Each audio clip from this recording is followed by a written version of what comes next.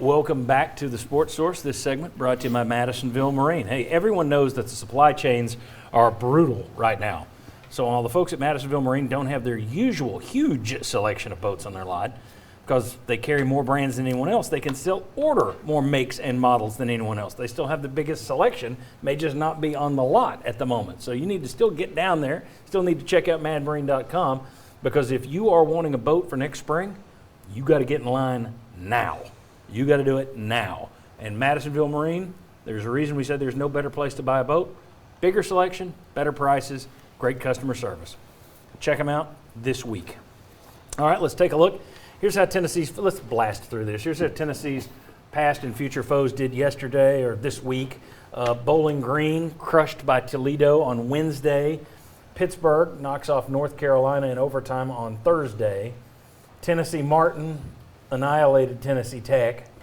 Florida has flat quit, giving up 52 points to Samford.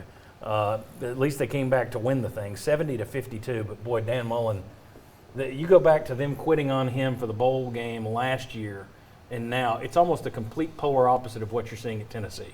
Mm-hmm. I mean, these guys are playing for Heupel. They are not playing for Mullen. They're not playing for each other. They're not playing for anything down there. I don't know how he survives. It's remarkable. And you're talking about a guy who's been a good coach. Mm-hmm. You know, I don't know how long it would be before he found another job. I think it would be quick. Missouri, South Carolina. Missouri beats the Gamecocks. Ole Miss and Lane Kiffin. He's getting closer to genius status in my book. Beats Texas A&M. Alabama whips New Mexico State. Kentucky takes care of business with Vanderbilt. South Alabama, the score was actually 31-7. App State beat South Alabama, not 24-7. Let's put up a graphic and introduce you a little bit to the Jaguars. They are 5-5 on the year. You see their wins over Southern Miss. They beat Bowling Green just as you did. Alcorn State, Georgia State, Arkansas State. They lost to any of the Louisiana schools, Lafayette, Monroe, Texas State, Troy, App State, all beat them. But here's the thing that's interesting. He has an MCL sprain. He's not done for the year. My guess is he won't play next week.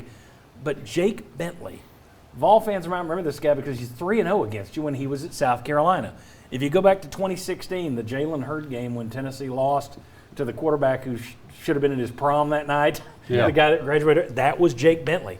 3-0 versus Tennessee. He's still on their team, so you got to wonder if he's the lucky rabbit's foot against the Volunteers. Guys, your thoughts on what to expect from South Alabama? They're number 36 in scoring defense, 21 in rush defense, 33 in pass defense, number 18 in total defense. But you also just saw who that's against. Any concerns for Tennessee against South Alabama? I expect Tennessee to score between 21 and 28 points in the first quarter. Kind of like South Carolina, Missouri. All right. Yeah, I think South Alabama will move back in some of those defensive ratings. That's my prediction. It's going to be a smelling salts game for the Jaguars. Yeah. All right, Daniel, your thoughts on South Alabama? I mean, you've been a part of, you saw Troy up there. You were part of that Troy game. Tennessee, you can't go into this. They should be better. That system is certainly better. But Tennessee's not to a level where they can take any of these games for granted. Can't take it for granted. And you got younger guys that need to play some more, but this team doesn't have Sal Sinceri, so not too worried about about this Alabama team right now. But hopefully we can, like Jim was saying, get 21, 28 points early. Maybe get some of our other guys in that need to play more, that need that confidence, like a backup quarterback whose name is Milton.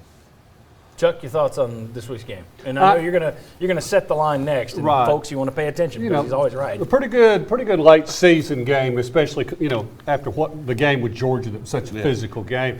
South Alabama has a really good wide receiver, though. I'm looking forward to seeing him play. He's like a 1,000-yard receiver, and you would expect they do have one good linebacker that stands out. So I think they could put up a little bit of a fight, but it is, to me, clearly a mismatch. Tennessee's got to rush the football in this game. You should be able to run more than you have the last couple of weeks. South Alabama is +3 on the year in turnover margin, which actually makes them 36th best in the country. +3 is not that impressive, but unless Tennessee goes out there and fumbles it and throws interceptions, I don't see this one getting into the second half. John, you had to score 24-7. It ended up 31-7 on a 100-yard interception return by Appalachian State. Wow. Okay. Yeah, that is one thing you need to make sure to not do. You turn the ball over, you give them a chance. We're in the middle of the game. They're saying, hey, let's see what happens. Avoid that. All right, major moves this week, just huge moves in the standings of our Beat the House contest. We'll get into that. We'll get into Chuck's pick for the game, and again, he's always right. So if you're one of these guys with your app, just wait for Chuck to tell you what's going to happen, and then you plug in your own bet there at home. Come on back on the Sports Source.